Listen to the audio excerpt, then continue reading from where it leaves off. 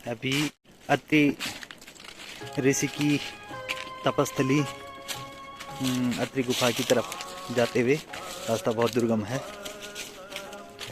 मां अनुसुईया के मंदिर से और अत्रि की गुफा के लिए जाने वाला जो रास्ता है, पहले तो सीधा सीधा था, लेकिन कुछ ही दूरी पे ये ढाल वाला रास्ता हमें दिखाई दिया। बहुत दुर्गम है। नीचे देख सकते हैं आप लोग कितनी गहरी घाटी है। और इधर ये थप्याल सर इस दुर्गम रास्ते से आगे बढ़ते हुए अत्रि गुफा के लिए। अब अत्रि मुनि की जो गुफा है, हम भी पहली बार जा रहे हैं। सामने जो चट्टान दिखाई दे रही है आपको, इस चट्टान की जड़ में बता रहे हैं कि अत्रि ऋषि की गुफा है। देखते हैं हम लोग पहुंच पाते नहीं पहुंच पाते।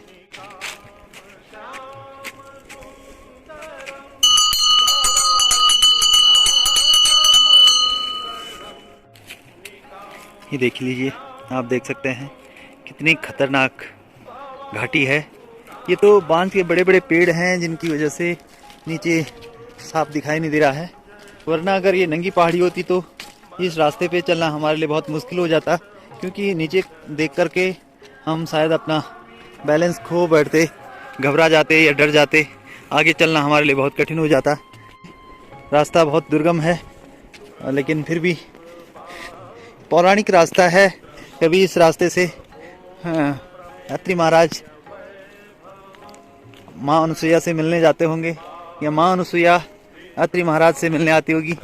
अनुसुईया माँ ने जो जहाँ साधना की है वो पीछे छूट गया, यहाँ से 1 किलोमीटर पीछे है। और ये आगे जो रास्ता है ये अत्रि महाराज की गुफा का रास्ता है जहाँ उन्होंने साधना की।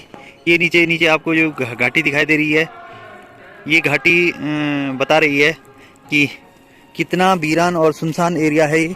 और यही वो स्थान है जहाँ उन्होंने रात दिन बैठ करके, सालों साल बैठ करके साधना की है। और इसलिए इस स्थान की जो महत्ता है वो और भी अधिक बढ़ जाती है। ये देखिए साथियों, आज के इस कलिकाल में भी इस दिव्य स्थल में कोई न कोई संत साधनारत है। ये जो आपको कुटिया नज़र आ रही है, किसी संत की ही है जो यहाँ साधनारत है। साथियों, अब मैं ले चलता हूँ आपको महर्षि अत्रि की उस पावन पुनीत तपस्थली की ओर, जहाँ बैठ कर के कभी महर्षि अत्रि ने साधना की थी। इस दिव्य स्थल तक जाने के लिए जो ये आपको ये चट्टान दिखाई दे रही जहाँ मैं खड़ा हूँ, यहाँ इस चट्टान पर चढ़ना बहुत मुश्किल है।